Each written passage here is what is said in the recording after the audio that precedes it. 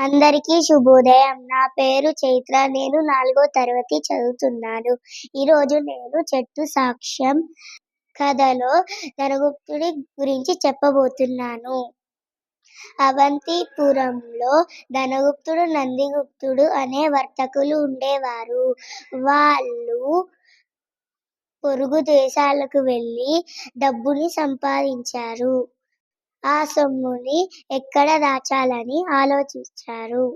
చివరికి ఊరి బయట చెట్టు కింద గొయ్యి తవ్వి సొమ్ముని దాచారు. ధనగుప్తుడికి దురాశ పుట్టింది. మొత్తం సొమ్ము తనే కాజేయాలనుకున్నారు.